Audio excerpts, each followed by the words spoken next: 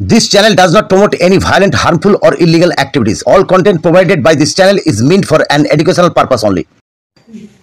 খবরে দেখলাম পশ্চিমবাংলার মুর্শিদাবাদ জেলার বহরমপুরে একটি বেসরকারি হসপিটালে প্রায় 2.5 বছর ধরে একটি নার্স ডিউটি করছিলেন।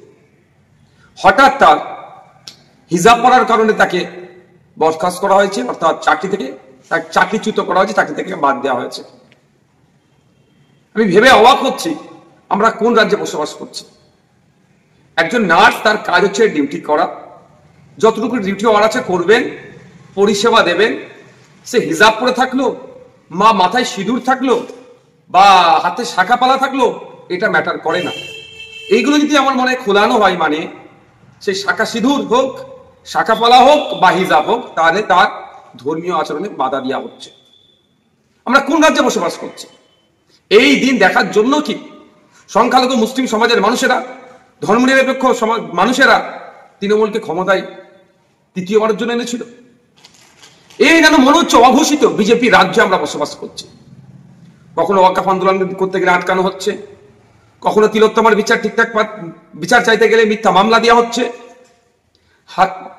হাসখালিতে আমার বোনটা এখনো বিচার পেল না।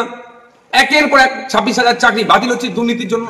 ঠিক উত্তরপ্রদেশের চাকরি দুর্নীতি বাতিল হয়েছে। যেন অঘোষিত বিজেপি রাজ্যতে আমরা বসবাস করছি।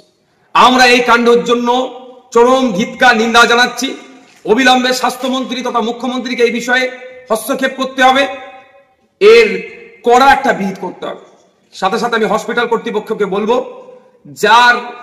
যে এই ধরনের নির্দেশনা দিয়েছে তার বিরুদ্ধে ব্যবস্থা গ্রহণ করুন। অবিলম্বে এই ধরনের অবাঞ্ছিত মন্তব্য, অসংসদীয় মন্তব্য, অসাংবিধানিক মন্তব্যকে আপনারা প্রত্যাহার করুন। কারণ ক্লিনিক্যাল এস্টাবলিশমেন্ট অ্যাক্টে কোনো জায়গায় উল্লেখ নাই যে হিজাব পরে ডিউটি করতে পারবেন না একজন নার্স, বা শাখা পরে, পালা পরে ডিউটি করতে পারবেন না, এই ধরনের উল্লেখ নাই। তাহলে আপনারা কে? ক্লিনিক্যাল এস্টাবলিশমেন্ট অ্যাক্টকে আপনারা ভায়োলেট করছেন, ফান্ডামেন্টাল রাইটসকে আপনারা ভায়োলেট করছেন, ধর্মীয় স্বাধীনতা হস্তক্ষেপ করছেন। এগুলো মেনে নেওয়া যায় না। আর এটা নতুন নয়, এর আগে অধ্যাপিকাকে অপমানিত হতে হয়েছে। মাননীয় মুখ্যমন্ত্রী যেখানে নিজে হিজাব পরে ভোট চাইতে চলে যাচ্ছেন, সেখানে একজন হিজাব পরে তার কর্মক্ষেত্রে তার এই স্বাধীনতাটুকু নাই কেন? ঠিকঠাক করে কাজ করতে পারছে, তাকে চাকরিচ্যুত হতে হচ্ছে। এই অন্যায় মেনে নেওয়া যাবে না। আমি ধর্মনিরপেক্ষ মানুষকে বলবো, আমরা ভুলে যাচ্ছি না এই রাজ্য সরকারের আমলে চাকরি নিয়োগ পরীক্ষাতে আমার হিন্দু সমাজের মা বোনেদেরকে শাখাপালা বলে খুলে পরীক্ষা কেন্দ্রে ঢুকতে বাধ্য করেছিল। নওশাদ সিদ্দিকী তখনও প্রতিবাদ করেছে।